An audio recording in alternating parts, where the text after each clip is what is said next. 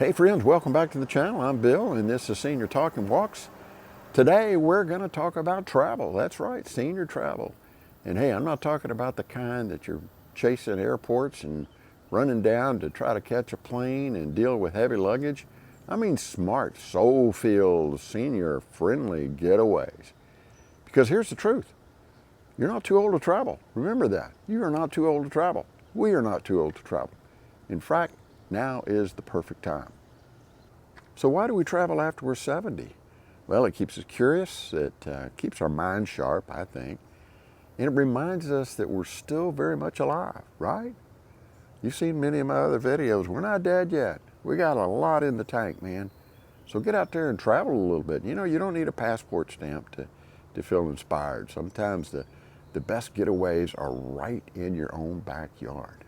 And that's what I try to do. So my goal is to try to stay within 90 minutes. And why 90 minutes? Because it's far enough to feel free.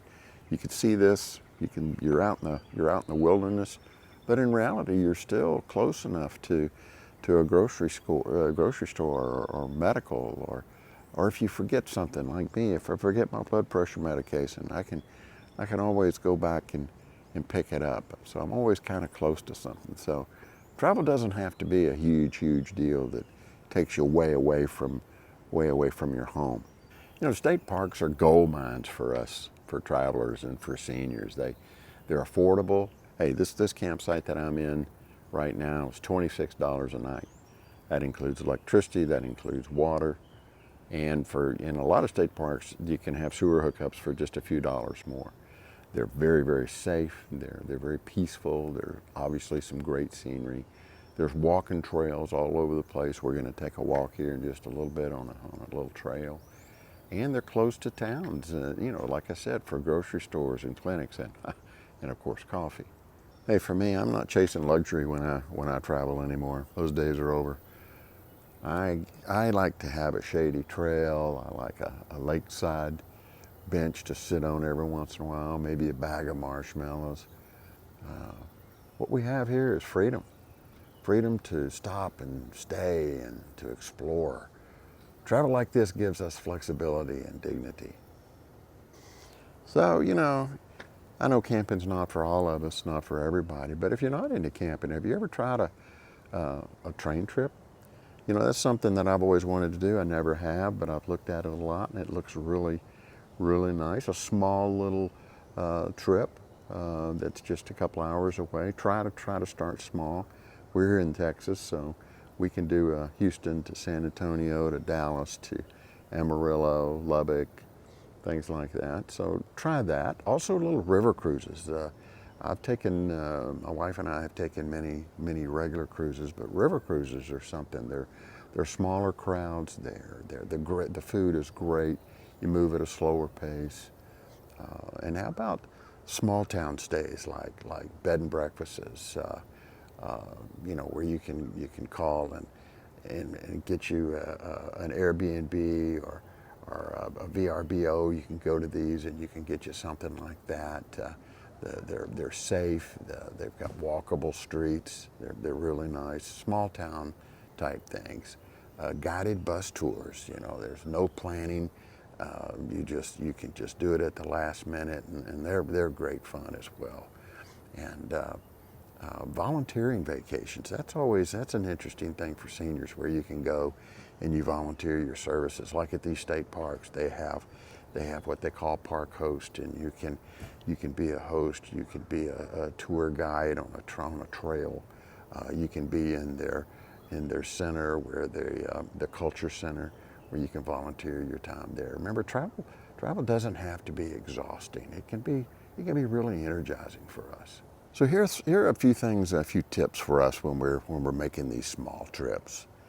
Remember to stay within a distance that's manageable for you, so that you're always near something that you need. Make sure you do a checklist before you go, and make sure you have all your meds with you and your phone chargers and snacks. Just make a list. Travel off season if you can. The prices are really much better, and there are much fewer crowds. So check your calendar and see if that works for you. Prioritize your comfort and accessibility. Make sure that the places where you're going to go, if you do need assistance in moving around, make sure that they have that for you. And I tell you, here's a good one. Maybe bring someone who knows how to change a tire.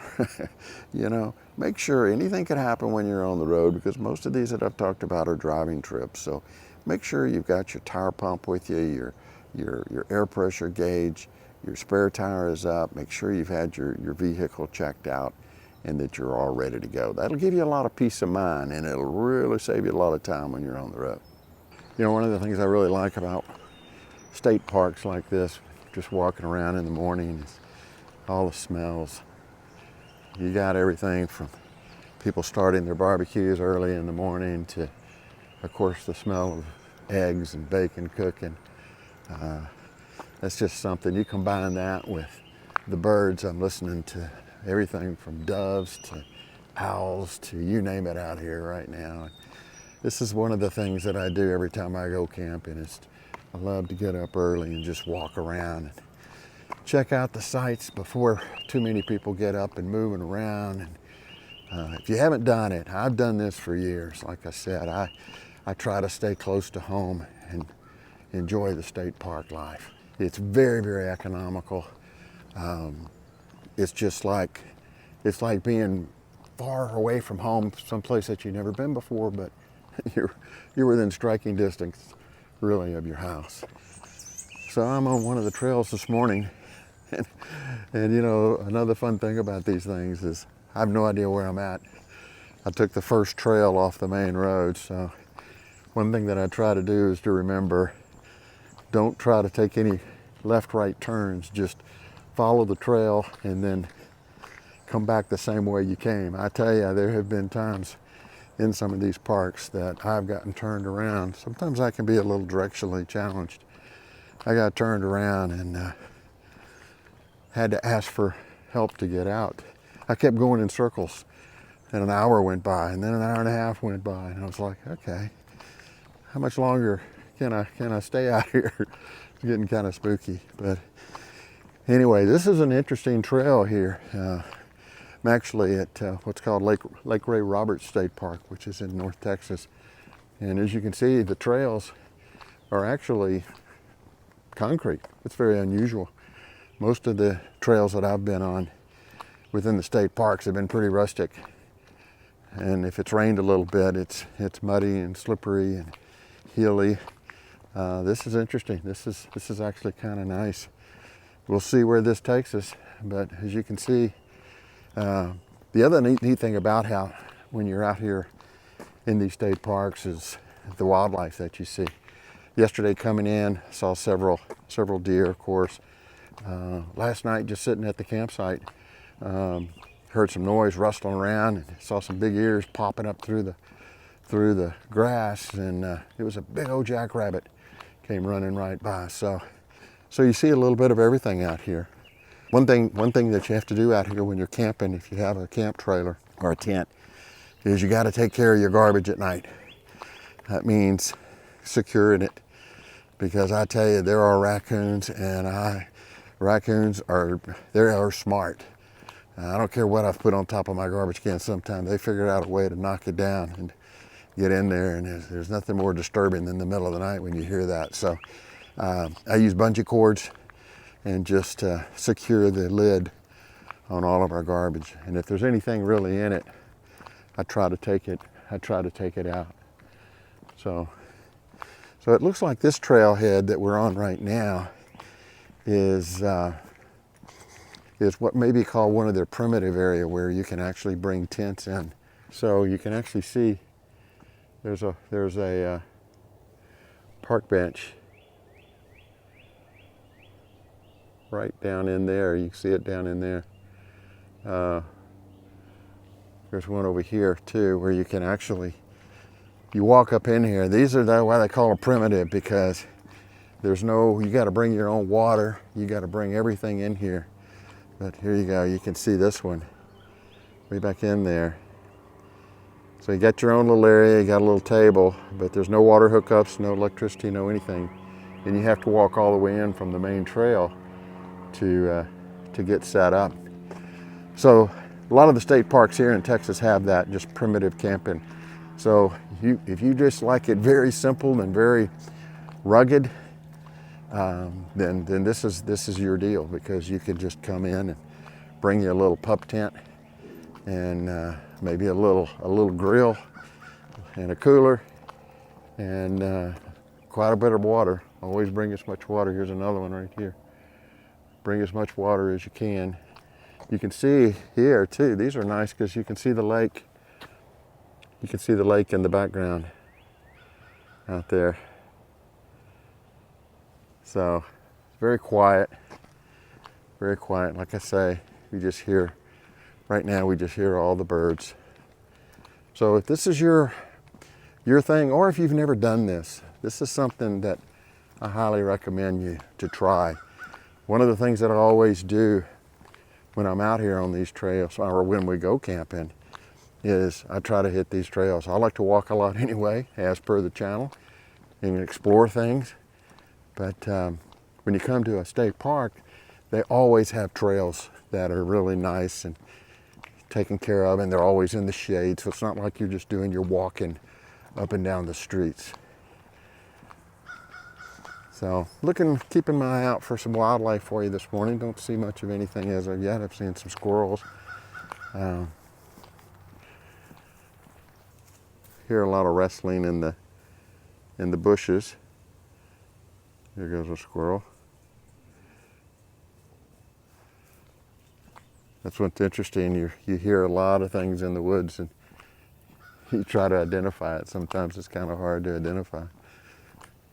So we're coming up on another trailhead here, and people can just park in these areas, and then they have maps, of course, and you can kind of find out. I don't see any maps up here today, but you can kind of find, oh, I know, they've got QR codes now.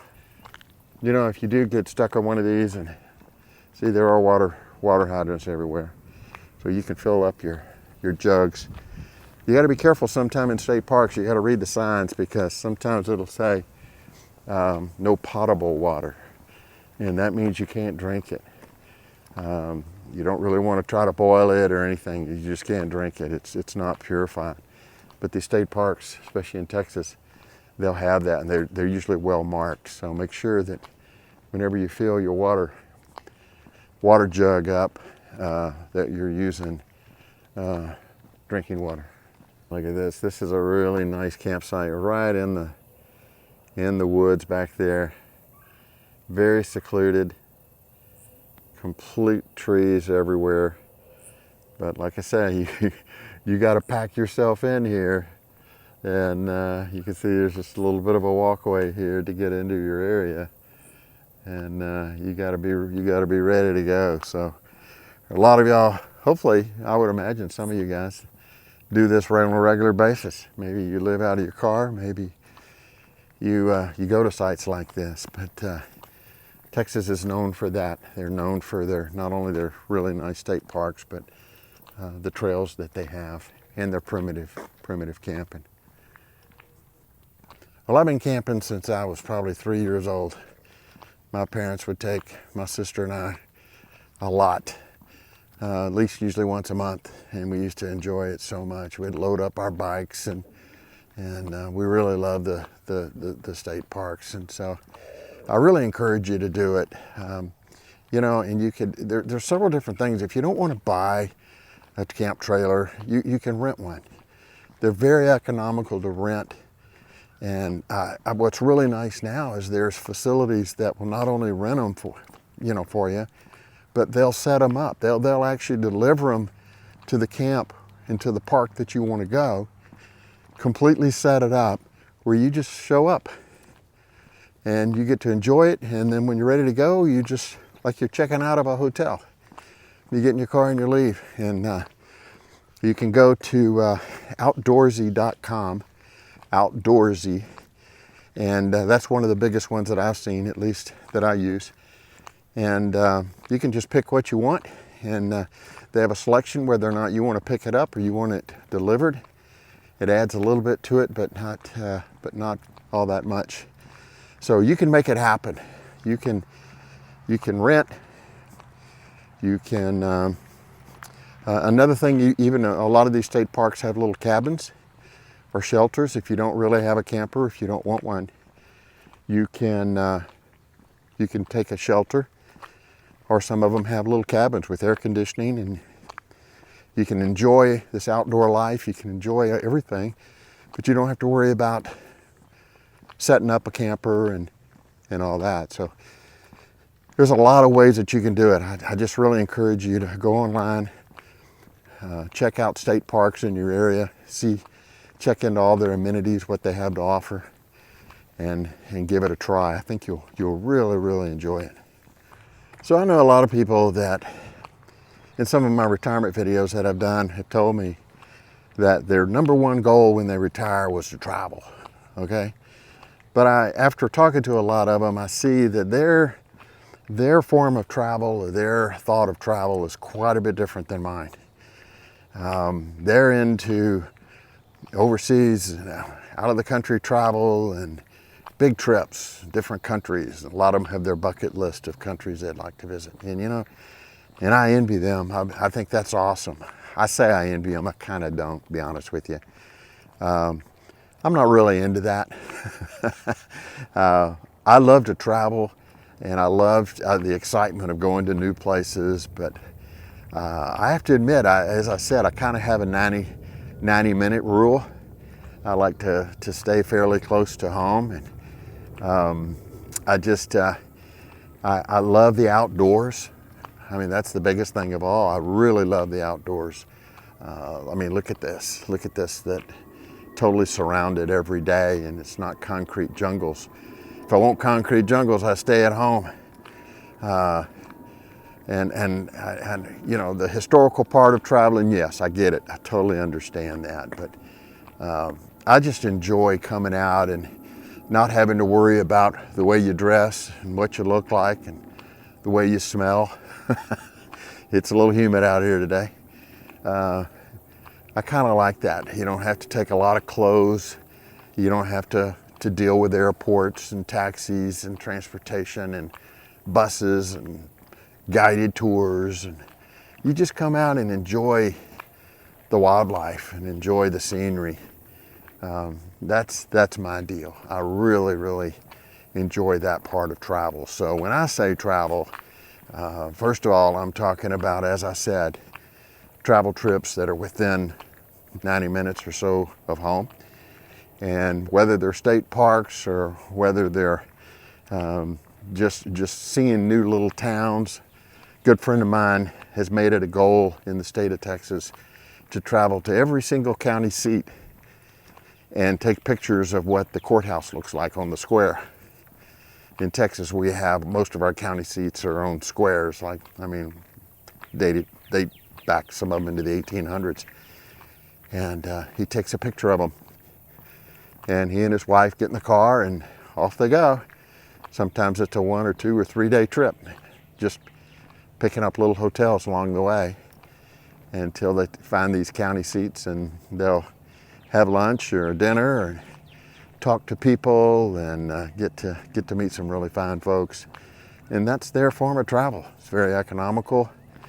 And so maybe my definition of travel is a little bit different than yours and than a lot of people, but like I said, I'm more into the close to home and just being able to be outdoors.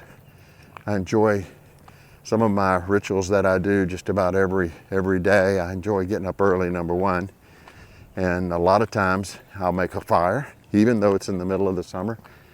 There's something about campfires to me. There's something about even the smell of a campfire that gets on your clothes, and you smell them when you get home, and it's very relaxing to me. So I love cooking out too. I'll usually cook a big breakfast in the mornings, and cooking outdoors is something that's just really fun for me too, combined with the fire. Most of the time in the evening, we have our own little happy hour, my wife and I, and we'll usually just sit out and play some really nice music that we enjoy and have a cocktail. Some areas Some state parks even have their own beaches and beach area like this. Nice white sand. We were here yesterday and this place was packed. It's real early in the morning right now, so I'm sure, and this is a Friday, so there will be a lot of people out here in just a little while. But like I say, in addition to camping, in addition to trails, enjoying the outdoors, you can bring your families and just have picnics out here. They've got picnic facilities all around here, and this parking lot will be full here in just a little while. In fact, let's see if I can do some magic right now.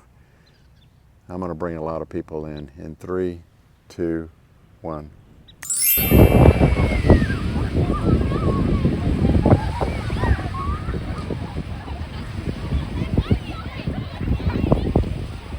Even the big birds need to come and get a bite sometimes, huh? Check him out. Man, he's huge. He's looking right at me too. He doesn't know whether to jump in there or come after me. And sometimes there's some things you got to be careful of when you're in state parks. I never actually even heard of a zebra mussel,